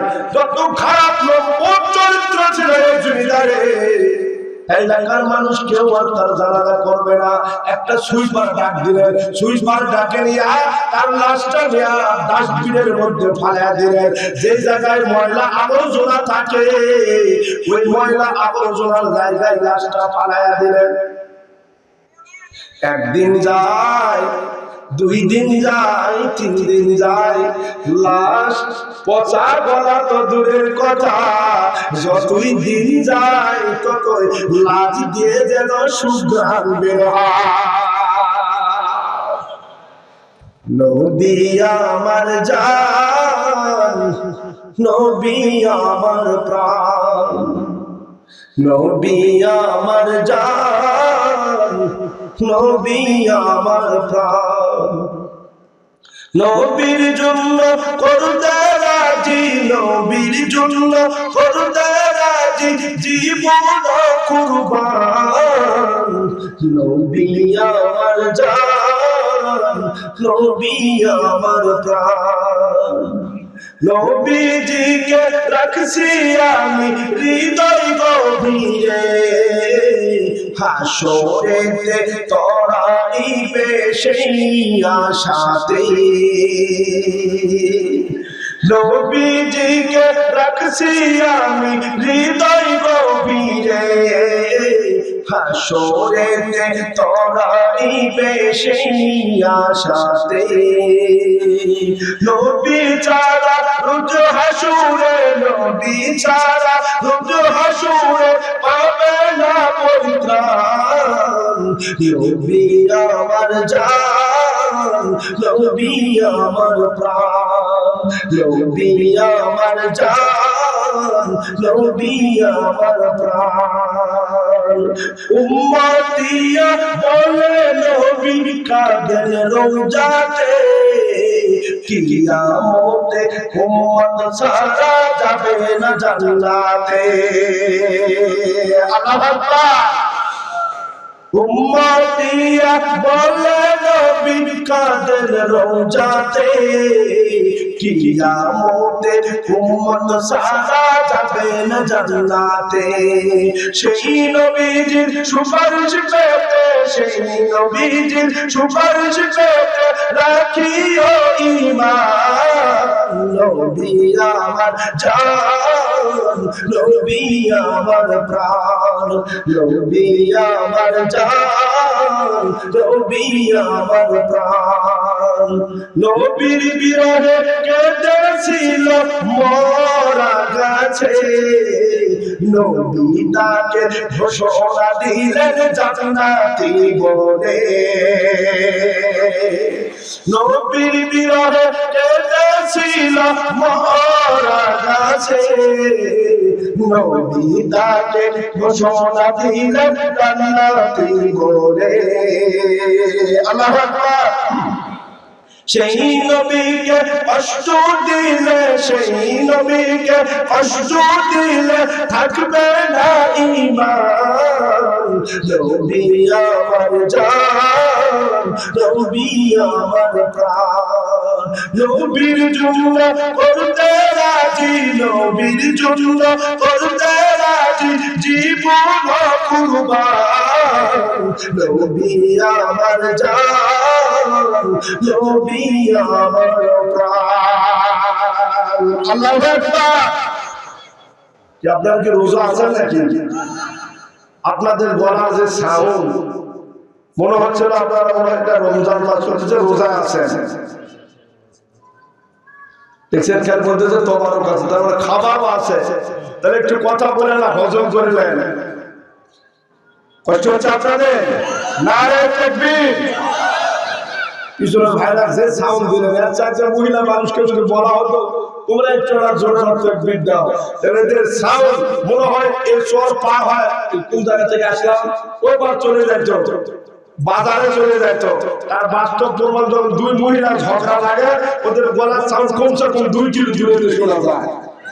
কথা বলে ঠিক কিনা?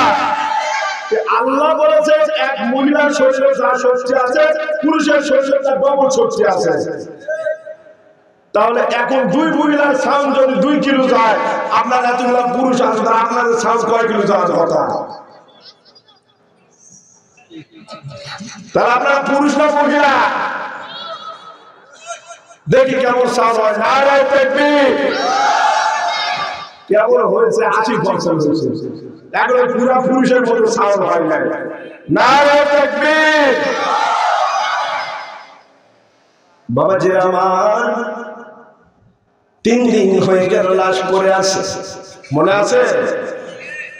ওই বুড়া মানুষ, বৃদ্ধ মানুষ বেহুশ হয়ে আছে।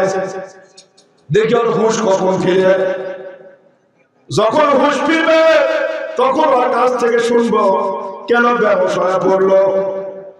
কথা বলেন ঠিক কিনা? আমরা শুনবেন তো? বুড়া শুনবেন? বাবাজি আমার, গভীর রাত্রি হয়ে গেছে বাবা, তাহাজ্জুদ মুহূর্তে গভীর মনোযোগ দিয়ে শুনবেন। 3 দিন হয়ে গেল আল্লাহর বান্দার লাশ ডাস্টবিনে পড়ে আছে।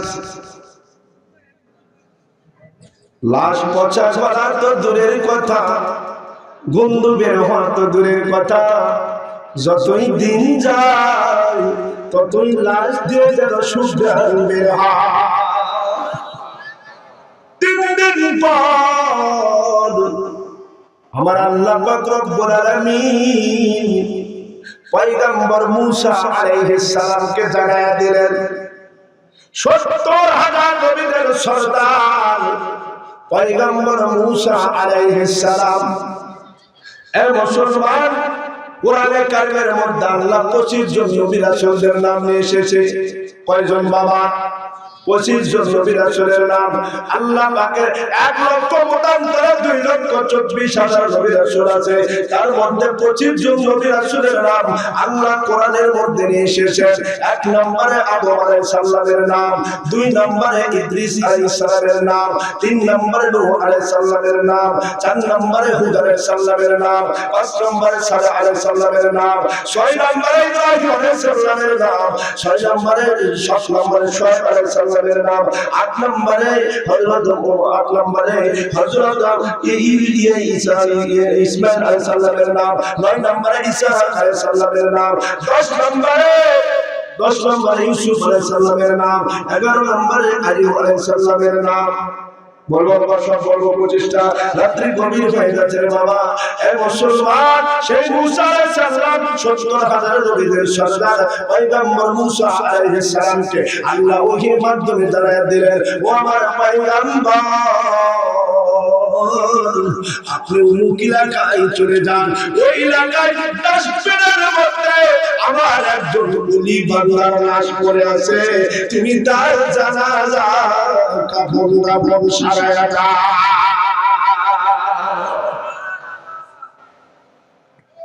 জগতের মানুষ সবাই জানলো লোকটা খারাপ, আর আল্লাহ বলল কি? আল্লাহ বলল কি? মানুষ যারে ঘৃণা করে বাবা, এই জন্য আল্লাহর হাবিব বলেছেন, তাফসীরে ইবনে কাসির সূরাতুল লুকমানের তাফসীরের মধ্যে এসেছে, আল্লাহর হাবিব বলেছেন, পৃথিবীতে এমন কিছু মানুষ আছে যাদের মাথার চুলগুলো হবে উস্কো খুস্কো, পরনে হবে পুরাতন কাপড়, মানুষ তাদেরকে কাছে আসতে দিবে না, ঘৃণা করবে, দূরে ঠেলা দিবে, কিন্তু এরা আল্লাহর কাছে এত প্রিয়, এরা যদি আল্লাহর কাছে হাত তুলে দোয়া করে, হাত তুলতে দেরি আছে, দোয়া কবুল হতে দেরি না। এ মুসলমান, আমরা মানুষ, আমরা হলো উপর দেখানো। কথা বলেন ঠিক কিনা? মানে ঈদের দিন এক লোক বাজারের মধ্যে, ঈদের সময় দেখে না সবাই টুপি পাঞ্জাবি গায়ে দেয়, এখন দাঁড়িয়ে একটা লোক ঈদের নামাজ পড়বে শখ করে পাগড়ি পড়ছে, মানে ঈদের দিন চিন্তা করলো নতুন বাজার পাগড়ি মাথাতে নামাজ পড়লে 70 গুণ সব পাওয়া যায়। ঈদের একটা দিন ও বেচারা পাগড়ি মাথায় দিচ্ছে। এখন ঈদের নামাজ পড়ে আসে, বাজারের মধ্যে সিগারেট ধরা আছে, কি ধরা আছে? মাথা আছে পাগড়ি, গায়ে আছে সুন্দর জুব্বা, এখন সিগারেটকে বড় বড় করে টানাচ্ছে বাজারের মধ্যে। আমি এখন ওই রাস্তাতে যাচ্ছি ঈদের দিন, চাচা এখন দেখে বলতেছে বেয়াদব লোক, তোমাকে দেখে মানুষ মনে করবে তুমি মনে হয় হুজুর। একটা আলাদা মানুষ যদি ওই রাস্তাতে যায় তাহলে ও বাড়িতে যায় গল্প করবে যে আমি অমুক এলাকায় দেখে আসলাম হুজুর মানুষের মানুষকে বের হয়তো সিগারেট চালাচ্ছে, কথা বলেন, কিন্তু আসলে কি হুজুর? এই যে লেবাস যে ধরছে হুজুরের, আমরা মানুষ, আমাদের চোখটা হলো উপরে দেখা চোখ, উপর দেখে বিচার করি, কিন্তু আল্লাহ কি উপর দেখে? আল্লাহর হাবিব বলেন ইন্নাল্লাহা লা ইয়ানজুরু ইলা সুআরিকুম ওয়া আমওয়ালিকুম। আল্লাহর হাবিব বলেন আল্লাহ তোমাদের অন্তর, আল্লাহ তোমাদের ধন সম্পদ দেখে না, আল্লাহ তোমাদের চেহারা স্বরূপ দেখে না, ওয়ালাকিন ইয়ানজুরু ইলা কুলুবিকুম ওয়া আমালিকুম। আল্লাহ তোমাদের অন্তর দেখে, আল্লাহ তোমাদের আমল দেখে। আল্লাহর নবী পয়গম্বর মুসা আলাইহিস সালাম সেই এলাকায় চলে আসলেন, আসে মানুষদেরকে বললেন ডাস্টবিন কোথায়?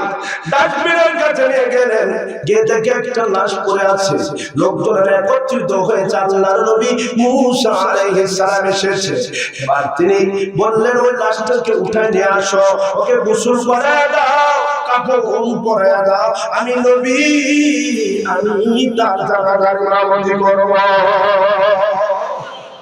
সমস্ত মানুষের কানাকানি করতে যায় রে, এই লোকটা খারাপ লোক ছিল, এই লোকটা একটা লম্বর চরিত্রের লোক ছিল, এই লোকটা তো ভালো কাজ করতো না, তারপরে এই লোকটার জানাজার ইমামতি স্বয়ং মুসা আলাইহিস সালাম করতে চাচ্ছে, যিনি ৭০,০০০ নবীদের সরদার, জলিলের কদর একজন নবী, কি এই লোকটার জানাজা করবে নবী? কি এমন আমল করেছে? আল্লাহর নবী দাঁড়িয়ে আমাদের দাঁড়ায় আল্লাহকে ডাকতে বলতে যত মালিক, এ কেমন কথা গো মালিক? লোকজনেরা বলতেছে এই লোকটি খারাপ মানুষ, আর আপনি বলতেছেন ওটা আমার ওলি বান্দা, এ কেমন কথা? আল্লাহ বলেন ও আমার পয়গম্বর, আমি আল্লাহ জানি ওই বান্দা আমার ওলি বান্দা, তোমার আদেশ করেছি জানাজা পড়াও, কাফন দাফন করো। মুসা আলাইহিস সালাম বক্তব্য দিচ্ছেন যে এই লোকটার জীবনে কোনো ভালো আমল করেছিল, এইরকম করে সাক্ষী দিতে পারবে কিনা? সবাই বলতেছে না না গো নবীজি, না না, এই লোকটি জীবনে কোনো ভালো আমল করে নাই। এই কথা বলতে যে এমন সময় ওই মহিলা দৌড়ে আসতেছে, মনে আছে কোন মহিলা? ওই যে রাত্রে বেলা ওই ঘটনা কেউ জানে না, একমাত্র জানে কে রে বাবা?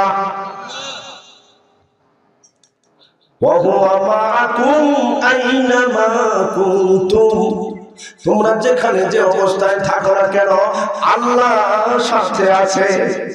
কে আছে? আল্লাহ সাথে আছে। মহিলা চলে আসতেছে, আসে বলতে যত আল্লাহর পয়গম্বর,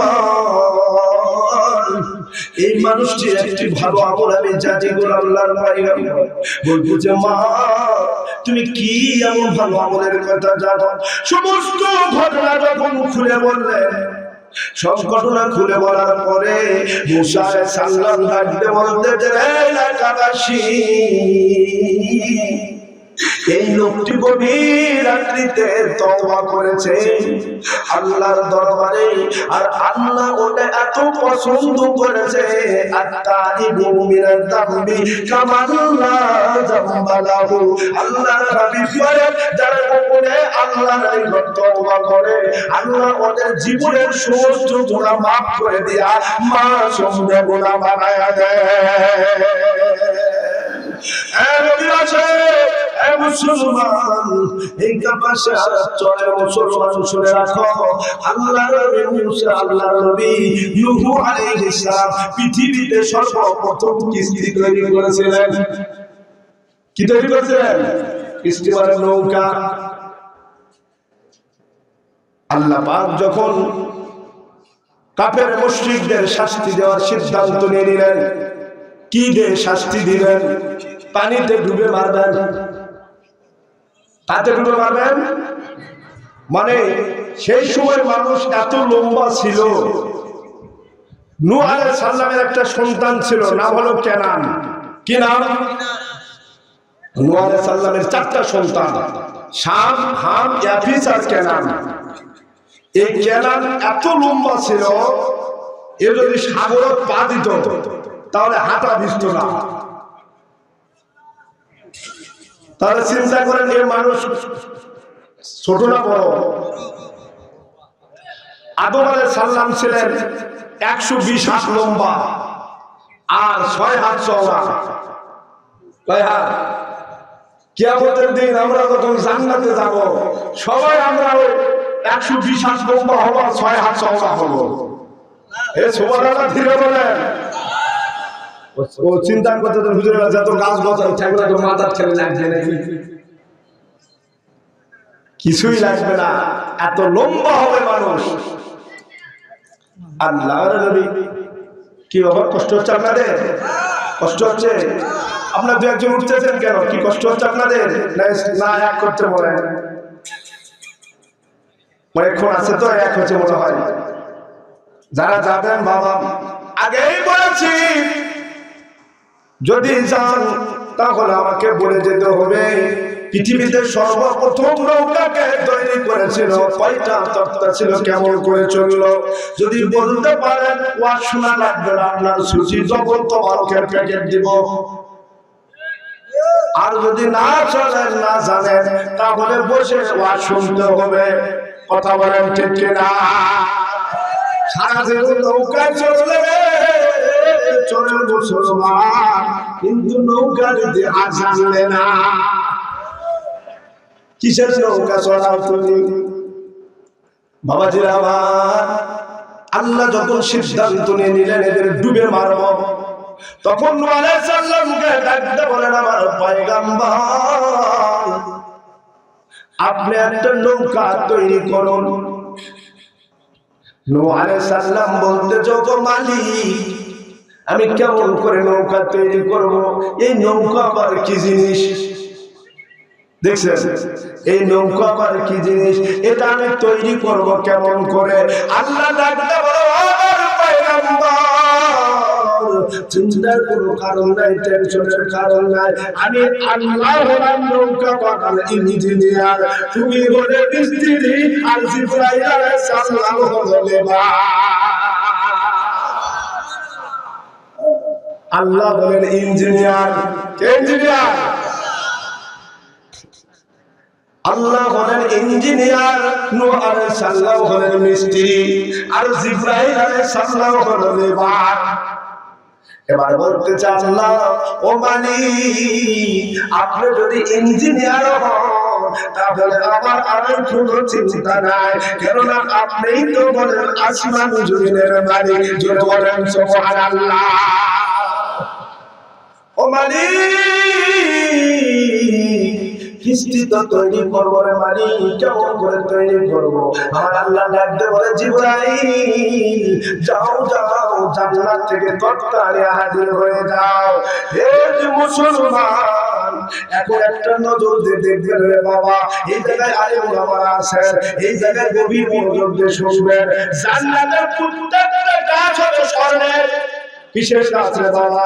সূরা ওয়াকিয়ার তাফসীর বের করে দেখো, জান্নাতের গাছগুলো হলো স্বর্ণের। কোন গাছ হবে রূপার, গাছ হবে স্বর্ণের, পাতা হবে রূপার, গাছ হবে রূপার, পাতা হবে স্বর্ণের। পুরা গাছ খালি স্বর্ণ আর রূপাতে ভরা। ওই জায়গায় জিবরাইল আলাইহিস সালাম কাঠের গাছ কোথায় পাইলো? কথা বলেন না বাবা। কাঠের গাছ কোথায় পাইলো? কোন জান্নাত থেকে নিয়ে আসলো? এই কাঠের গাছ কোথায় পাইলো? পরে বলতেছি রে বাবা, কাঠের গাছ কোথায় পাইলো? আল্লাহ বলেন, জিবরাইল যাও যাও জান্নাত থেকে তক্তা নিয়ে হাজির হয়ে যাও। 1 নয় 2 নয়, 1,24,000 তক্তা নিয়ে আমার পয়গম্বর নূহ আলাইহিস সালামের কাছে হাজির হয়ে যাও। কয়টা তক্তা বাবা? সবাই বলেন কয়টা? 1,24,000। কয়টা?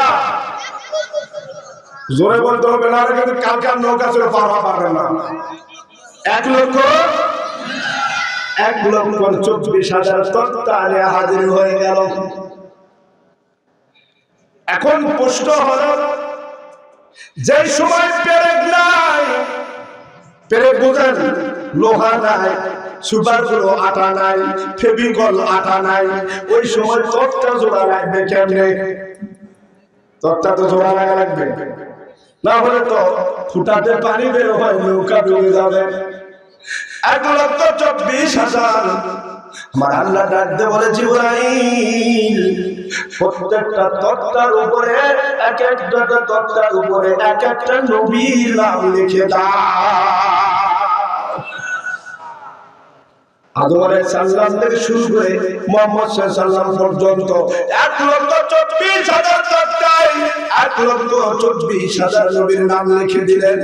এবার নূহ আলাইহিস সালাম ডাকতে বলতেছে, আল্লাহ তক্তা তো পাইলাম রে মালিক, এই তক্তা জোড়া লাগাবো কেমন করে? আমার কাছে তো হাতুড়ও নাই, আমার কাছে তো সুপারগুলো আটাও নাই, আমার কাছে তো ফেভিকল আটাও নাই, আল্লাহ আমার কাছে তো আইফা আটাও নাই, আছে নাকি? আমি এখন এই তক্তা জোড়া লাগাইবো কেমনে? আমার আল্লাহ ডাকতে বললো, আমার পয়গম্বর আমি এমন ইঞ্জিনিয়ার নয় যে তাই জিনিস না নিয়ে তোমার কাজে লাগাইয়া দিয়েছি। ও আমার পয়গম্বর, তুমি এক একটা তক্তা নিয়ে নাও, আর আরেকটা তক্তা ওই জায়গায় সেট করে দাও, আর আমার আখেরি নবীর উপরে দুরূদ শরীফ পাঠ করো।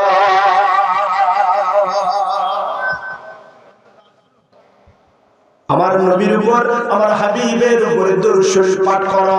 এক একটা তক্তা নাও, একবার করে দরুদ শরীফ পাঠ করো, তক্তা লাগিয়ে দাও। নূহ আলাইহিস সালাম এবার এক একটা তক্তা নেয়, এবার তক্তা সেটি দরুদ শরীফ পাঠ করে তক্তা লাগায় দেয়, অটোমেটিকলি তক্তা জোড়া লেগে যায়।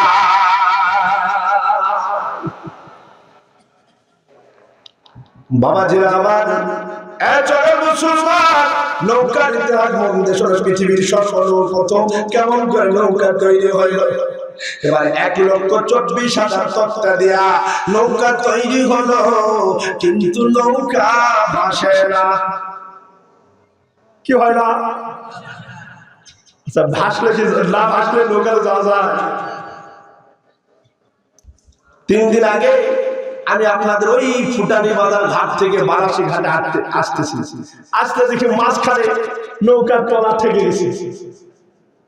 নৌকার তলা থেকে গেছে, কয়েকজন মানুষ আমার নামে সে নৌকার আবার ঠেলতেছে। আমি বলছি কি ব্যাপার, আমার মাঝখানে ঠেলে খেলে।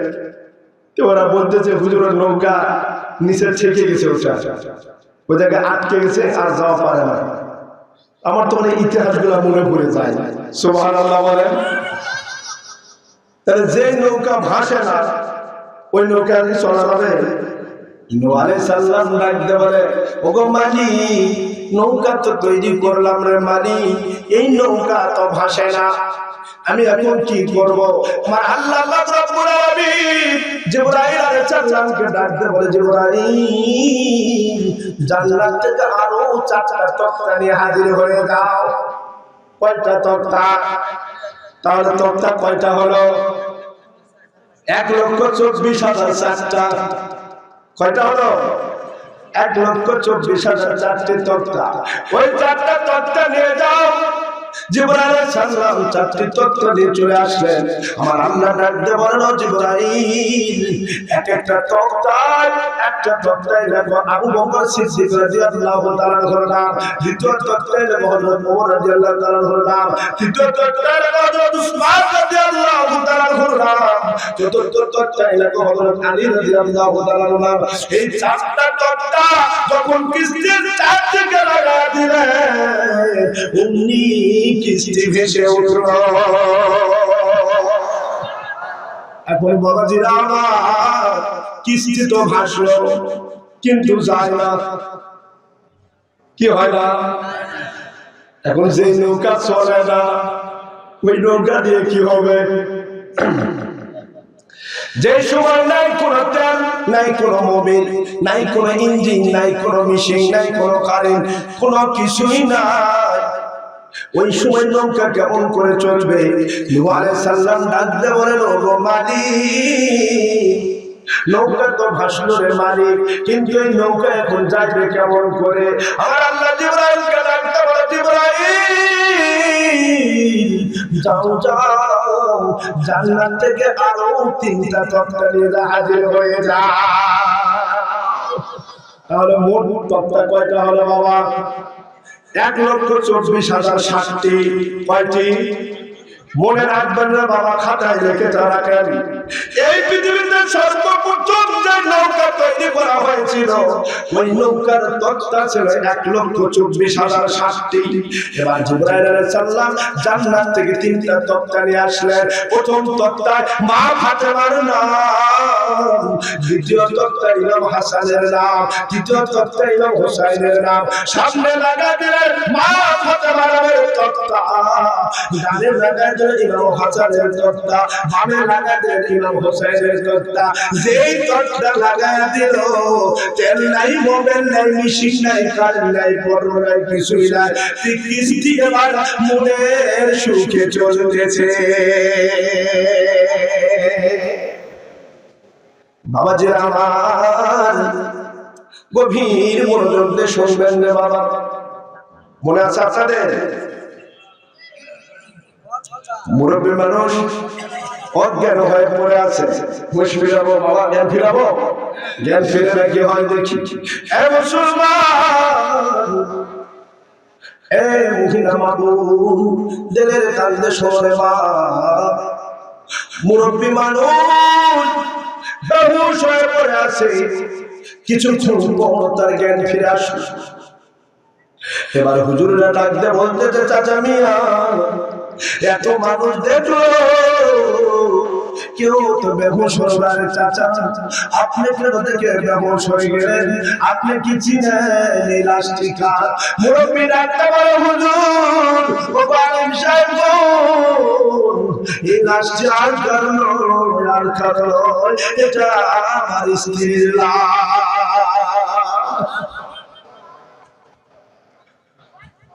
এবার আলিম সাহেবরা বলতেছে, চাচা মিয়া, তাহলে বলেন চাচি এমন কি আমল করতো, আপনার স্ত্রী এমন কি আমল করতো যার কারণে এত সুঘ্রাণ বের হচ্ছে তার শরীরে? 20 বছর হয়ে গেল ইন্তিকাল করেছে, 20 বছরের মধ্যে তার লাশ পচে নাই, মরে নাই। এ চরের মাবুদ, এ সুন্দর বন্ধু, তার মাবুদ, দেড় কাটলে শোনের মা, ওই মহিলা কি এমন আমল করতো তার জন্য 20 বছর হয়ে গেল লাশ পচে নাই, মরে নাই, লাশ থেকে সুঘ্রাণ বের হচ্ছে। এবার চাচা মিয়া ডাকতে বলেন, ও বাবা আলিম সাহেব, শুনে নাও, আমি একটা খারাপ চরিত্রের মানুষ ছিলাম। প্রত্যেক দিন আমি মদের দিনে যাইতাম, মদ পান করতাম, নারীদেরকে দিয়ে ফুর্তি করতাম। গভীর রাত্রিতে আমি বাড়িতে চলে আসতাম, দরজায় নক করতাম, আমার স্ত্রী দৌড়ে এসে দরজা খুলে দিত। তারপরে আমার পা দুখানি ধরে ধরে বলতো, প্রাণের স্বামী, আমি এত সুন্দর একটা নারী, আমাকে রাখি আপনি কেমন করে মদের আড্ডায় ওই নর্তকীদের কাছে যান? আপনি ভালো হয়ে যান গো স্বামী, ভালো হয়ে যান, আমি কথা শুনি না। এইভাবে একদিন 2 দিন করতে করতে একদিন আমি বেশি মদ পান করেছিলাম। ওই মদ পান করে বাড়িতে আসলাম, হাসে আমি যখন আবার দরজায় নক করলাম, আমার স্ত্রী দরজা খুলে দিল। আমার স্ত্রী এবার আমার বাবা জড়িয়ে ধরে বলতে পারে, স্বামী, জীবন আর মদ পান করেন না, ওই নারীর কাছে যান না, আপনি ভালো হয়ে যান। আমার এত রাগ হয়ে গেল, আমার স্ত্রীর প্রতি এত রাগ হয়ে গেল, আমি তখন আমার স্ত্রীর বুকে জুড়ে একটা লাঠি মারলাম, এত জোরে লাঠি মারলাম, আমার স্ত্রী লাঠির আঘাত খাইয়া জুড়ের মধ্যে বেহুশ হয়ে পড়ে গেল। ওই যে পড়ে গেল, আমার স্ত্রী সেই দিন আমার লাথি খাইয়া দুনিয়া থেকে বিদায় হয়ে গেল। আমার স্ত্রীকে কাফন দাফন করার পরে আমিও প্রতিজ্ঞা করলাম আমি আর জীবনে মদ পান করবো না, ভালো হয়ে যাব। ওই দিন থেকে আমিও ভালো হয়ে গেছি। এই ছাড়া আবার তোমাদের চাচির কোনো আমল চোখে পড়ে নাই। আলিম সাহেবরা ডাকতে বলেন, চাচা মিয়া এই কারণে আল্লাহ পাক রব্বুল আলামিন আপনার স্ত্রীকে সুলতানুল আরাফিন ওলি দেওয়াটা আপনার স্ত্রীকে আপনি নেককার মহিলাদের আল্লাহ পাক নেককার মহিলাদের কাতারে দাঁড় করায়া তাকে জান্নাতের সুউচ্চ মাকাম দান করেছেন। জোরে বলেন সুবহানাল্লাহ। এই জন্য বলি রে বাবা, জান্নাত কামাই করার জন্য বাইরে যেতে হবে না রে মা। স্বামীর খেদমত করো, স্বামীর কথা মতো চলো, তাহলে আল্লাহর জান্নাত তোমার তালাশ করবে। কথা বলেন ঠিক না? সাবধানে তাকিও নারী পর্দার আড়ালে, হাদিসে হারাম লিখে অন্য দেখিলে, হাদিসে হারাম লিখে অন্য দেখিলে, সাবধানে তাকিও নারী পর্দার আড়ালে। মা বোনেরা আশেপাশে চলে গেছে। সাবধানে তাকিও নারী পর্দার আড়ালে, আজকালের নারী গুণে স্বামীদেরকে ঘরে রেখে ভালো লাগে না তাদের মার্কেট না করলে। এই যুবকের কথা বলে ঠিক কি নাকি? ভালো লাগে না তাদের মার্কেট না করলে, সাবধানে তাকিও নারী পর্দার আড়ালে, সাবধানে তাকিও নারী পর্দার আড়ালে। ওই যুগের নারী গুণে ফুটে গেলে আলতা মেখে ভালো লাগে না তাদের পার্কে না গেলে। কথা বলে ঠিক কি নাকি? ভালো লাগে না তাদের পার্কে না গেলে, সাবধানে তাকিও নারী পর্দার আড়ালে, সাবধানে তাকিও নারী পর্দার আড়ালে।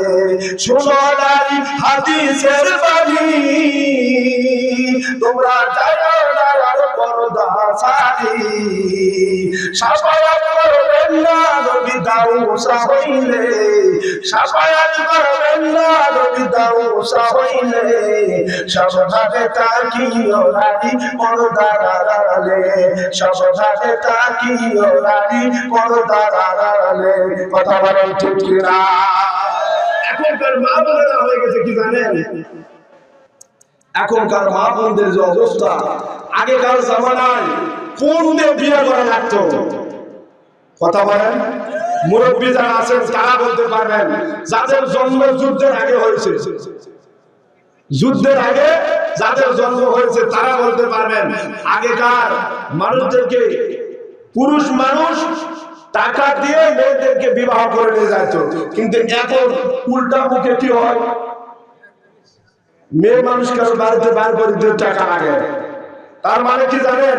এখন মেয়েরা হয়ে গেছে ছিলা করার মতো। এক লোক আপনাদের বাজারে এক লোক এখান থেকে কলা নিয়ে যায় বিক্রি করে, তো মানুষ এখন যায় আসে কলা কিনে ছিলে খায় আর শোষাকে দিয়ে যায়।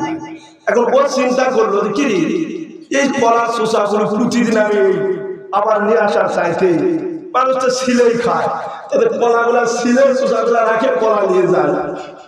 তারা আমার কষ্ট কমবে, মানুষেরও কষ্ট কমবে, কষ্ট করে ছিলে খাওয়া লাগবে না।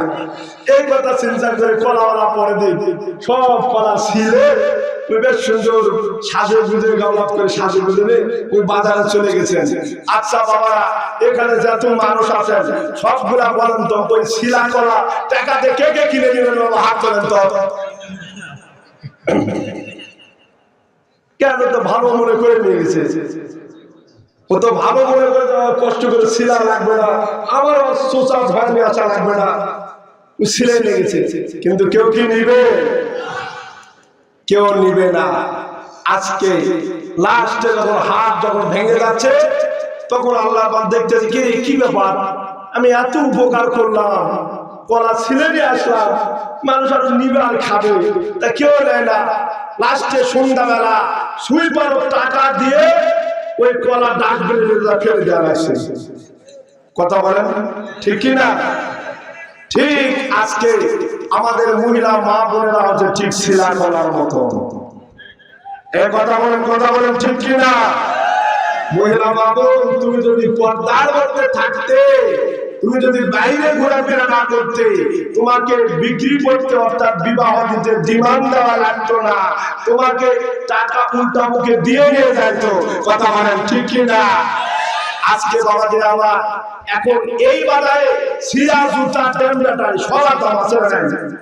ড্যাম ব্যাটারি ছিল না, ও যে ব্যাটারি শেষ আর চলে না অসল ব্যাটারি। অসল ব্যাটারির দাম আছে না?